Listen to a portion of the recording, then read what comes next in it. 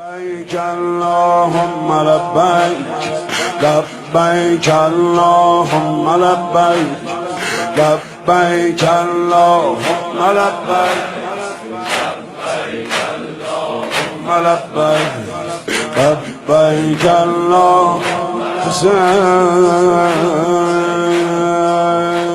خدا نے حضرت ابراہیم علیہ السلام کے لیے بڑے خوبصورت الفاظ استعمال کیے. کہیں پر ان کے خلوص کی تعریف کی ہے، کہیں پر ان کے دعا کی تعریف کی ہے، کہیں پر ان کے ذکر کی تعریف کی ہے. ایک جگہ پر حضرت ابراہیم کو کہا یہی امت ہے، پوری قوم ہے. تفسیر کرنے والے کہتے ہیں کہ بھئی کیوں کہا ابراہیم امت ہے؟ کہا اس لیے کہا کہ پوری امت میں جو فضائل ہوتے ہیں وہ ایک ابراہیم میں جمع ہیں. ساری امت کے فضائل جمع تھے، اس لیے ان کو امت کہا. لیکن جب خدا تعالی نے حضرت ابراہیم علیہ السلام کی فعالیت کو بیان کیا تو نماز شب کو تفصیل سے بیان نہیں کیا. یہ کہا ہے کہ منیب تھے، یہ کہا ہے کہ میرے حضور گڑ گڑاتے تھے، اس کی تفصیلات نہیں بتائیں. تفصیلات کس بات کی بتائیں؟ بار بار بتائیں کہ میری خاطر بت توڑے تھے، میری خاطر اپنا گھر بار چھوڑا تھا، میری خاطر اپنے بیوی بچے چھوڑے تھے. جس گھر میں رہ رہے تھے آزر کے ساتھ، اس سے کہا بت پرستی چھوڑ دو، تم بت بناتے ہو، یہ سب غلط ہے. کہا میں بناؤں گا. کہا بس آج سے میرا تمہارا رابطہ ختم ہو. کہا میں نے چھوڑ دیا تم لوگوں کو. جیسے ہی خدا نے وہ آیت بتائی نا کہ ابراہیم نے آزر کو چھوڑا، کہا اب ہم نے ان کو اسحاق سے نوازا، اسماعیل سے نوازا. نوازش خدا کی طرف سے عطا اس وقت آتی ہے جب ہم اس کی خاطر کچھ چھوڑیں، اس کی خاطر کچھ چھوڑیں. کہا میں نے چھوڑا، کہا جب چھوڑا نا اب ہم نے تم کو یہ دیا. اس بات کا بار بار تذکرہ قرآن میں آ گیا. اچھا اور کس بات کا آیا اس بات کا کہ وہ جو بت کدا تھا اس کے اندر بت رکھے تھے اور کسی میں جرت نہیں تھی، طاقت نہیں تھی. دنیا کے جو اس دور کے ظالمین تھے وہ ان بتوں کے ذریعے لوگوں پہ حکومت کر رہے تھے. کسی میں دم نہیں تھا کہ ان ظالموں کے سامنے ہاتھ اٹھائے، آواز اٹھائے. ابراہیم علیہ السلام گئے، انہوں نے ایک کلاڑا اٹھایا اور سارے بتوں کو توڑ دیا ان ظالموں کے، جس کے ذریعے وہ انسانوں کو غلام بنائے بیٹھے تھے. اس کا تذکرہ بار بار کیا کہ دیکھو ابراہیم نے کیسی جرت دکھائی. اس کا تذکرہ بار بار کیا کہ جب کہا گیا حضرت ابراہیم علیہ السلام کو کہ تم ہمارے دین پہ واپس آؤ ورنہ تمہیں آگ میں ڈال دیں گے، تو حضرت ابراہیم نے کہا ڈال دو کوئی بات. اس کا تذکرہ بار بار آیا. اس کا تذکرہ بار بار آیا کہ کیسے حضرت ابراہیم علیہ السلام نے کہا خدا میں اپنی بیوی بچوں کو ایسی زمین میں چھوڑ کے جا رہا ہوں جو زراعت کے قابل ہے ہی نہیں، بنجر ہے. ایک عربی میں کہتے ہیں زمین دائر ہوتی ہے جس میں سبزی اگتی ہے، کھانا اگتا ہے. ایک زمین باہر ہوتی ہے، اب اگ تو سکتا ہے کوئی اگا نہیں رہا. صحیح ہے. ایک زمین ہوتی ہے غیر ذی زرع جس کے اندر زراعت ہو ہی نہیں سکتی، پتھریلی زمین ہے. نہ کہ زمین دائر ہے یا باہر ہے، نہیں پتھریلی زمین ہے، بنجر کا معاملہ نہیں ہے ہی نہیں زمین زراعت کے قابل. تو حضرت ابراہیم علیہ السلام نے کہا خدایا میں اپنی بیوی بچوں کو تیرے نام پر ایسی زمین میں چھوڑ کے جا رہا ہوں جو غیر ذی زرع ہے، اس میں کچھ نہیں ہوگا. اب میرے بیوی بچے تیرے اوپر. لہٰذا جب حضرت حاجرہ نے پوچھا کہ کس کے اوپر چھوڑ کے جا رہے ہو، تو کہا خدا پہ چھوڑ کے جا، زمین پہ نہیں چھوڑا، ہے ہی نہیں کچھ یہاں، نہ کھانا ہے نہ پانی. ایک عورت ایک بچہ، کس کے اوپر چھوڑ کے جا رہے ہو؟ اس پہ خدا نے کہا ابراہیم کو انعام دیا.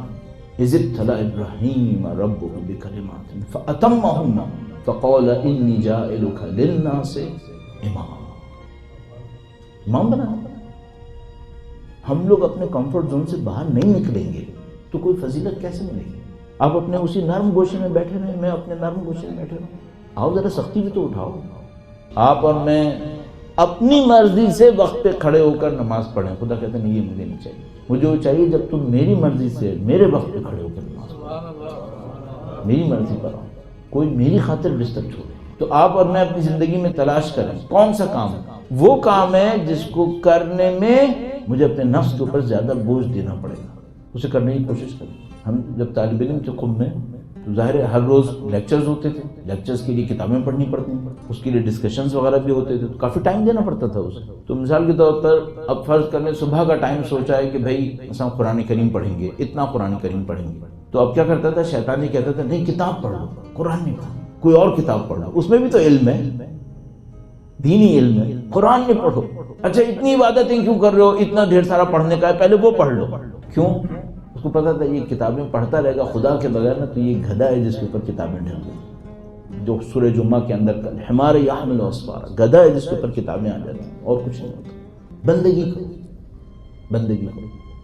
ورنہ ہم لوگ اپنی خواہشات کو پورا کرنے کے لیے دین کو لے کے چلتے رہیں گے. کبھی بھی اپنے آپ کو آؤٹ آف کنٹرول نہ چھوڑیں، ہمیشہ کوئی شیڈیول بنا کے رکھیں، اتنا قرآن پڑھوں گا، اتنی نمازیں پڑھوں گا، شیڈیول بنائیں۔ تو آپ شیڈیول نہیں بنائیں گے نا، آپ کی زندگی گھومتی چلی جائے گی، کہیں سے کہیں براہ بھی چلی جائے گی، نعوذ باللہ۔ چیلنج دیکھیے کہاں ہے، اس چیلنج کو پکڑیں۔ مثلا آج کے دور کے چیلنجز کیا کیا ہوں گے؟ ABC الف بے پے کی طرح جو دین میں سادہ سادہ باتیں ہیں وہ آج چیلنج ہیں۔ دین سچ کے علاوہ کچھ اور سننا چاہتا ہے، آج یہی چیلنج ہے۔ کسی نے پوچھا مولا مومن کی نشانی کیا ہے؟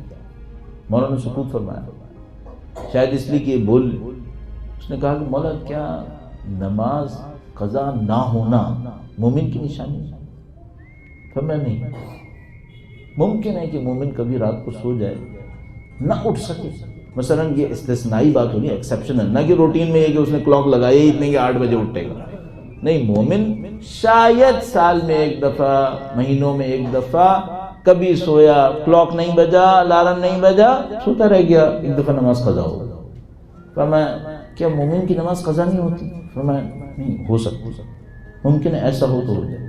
اس نے کوئی اور بات بھی پوچھی کہ کیا مومن کے ساتھ یہ نہیں ہوتا؟ فرمایا نہیں، یہ بھی ہو سکتا ہے۔ پھر اس نے کہا پھر مومن کی نشانی کیا ہے؟ فرمایا مومن جھوٹ نہیں بولتا، جھوٹ نہیں بولتا۔ سویا نہیں اٹھا، سوتا آدمی ہے، یہ تو وہ بغیر ارادے کے بھی ہو سکتا ہے، سویا نہیں اٹھا، روز کی بات نہیں کر رہا ہوں، ایک آدھ دفعہ سال غلطی سے، ورنہ تو پلاننگ کرے کہ بھائی میں 2 بجے بھی سوؤں، اٹھوں تو اس وقت پہ جس پہ خدا چاہتا ہے۔ کیوں دیر سے سوئے تھے؟ کیوں اتنی دیر دعوتوں میں گئے؟ کیوں اتنی دیر تم نے جناب علی کیا کچھ کیا؟ تو کیوں اتنی دیر لگائی؟ اپنے سارے کام تو کر لوں اور خدا کا کام ٹال دوں، خدا کام بھی کرو۔ اچھا سوتے بھی تو یہ ہو سکتا ہے۔ میں معذرت کے ساتھ ایک جملہ عرض کروں گا، مثلا کوئی کہیں جا رہا ہو، خدا نہ کرے نعوذ باللہ کسی کی نظر حرام تو اٹھ جائے، یہ ہو سکتا ہے غلطی سے، استثنا نہ کہ خود ٹی وی لگا کے ان چینل اس نے ٹیون کیا ہوا ہے، نہیں، غلطی سے چلتے ہوئے کہیں نظر اس کی استثناءً کسی حرام پہ پڑ گئی، اس نے استغفار کر لیا، یہ مومن کے ساتھ ہو سکتا ہے۔ کیوں؟ دونوں میں ڈیلیبریشن اس کی طرف سے نہیں ہے، سوتے سے نہیں اٹھا، غلطی سے آنکھ اٹھ گئی۔ اچھا اب یہ جو جھوٹ بولتا ہے اس میں کیا ہے؟ تو ڈیلیبریٹلی بول رہا ہے نا، ہاں نہیں، یہ مومن نہیں کر سکتا، مومن جھوٹ نہیں بولتا۔ اب یہی چیلنج آ گیا ہم لوگوں کے، 25 تعویلات کریں گے کہ جھوٹ بولنا صحیح ہوتا ہے۔ کیوں؟ ہم لوگ اپنے اس زون سے باہر نہیں نکلنا چاہتے۔ اب مثال کے طور پر کوئی آدمی جھوٹ بول کے کمائے گا اور ہم سے آ کر کیا کہے گا؟ مولانا اگر میں نہ کماؤں نا تو یہ مسجدیں کیسے بنیں گی؟ تم سمجھ رہے ہو جھوٹ کی اور حرام کی کمائی سے جو مسجد بنے گی وہ آباد ہو جائے گی؟ نہیں ہوگی۔ میں نے اپنی آنکھوں سے، اور آپ نے بھی یقیناً اپنی آنکھوں سے، عالی شان مسجدیں برباد دیکھی ہیں۔ اتنی امام بارگاہیں مجھے معلوم ہے پنجاب میں، پاکستان کے مختلف شہروں کے اندر صرف سال میں 10 دن کھلتی ہیں، 12 دن بس بند پڑی رہتی۔ کیوں بند پڑی؟ بندے نہیں ہیں، انسان نہیں یہاں پہ بستے۔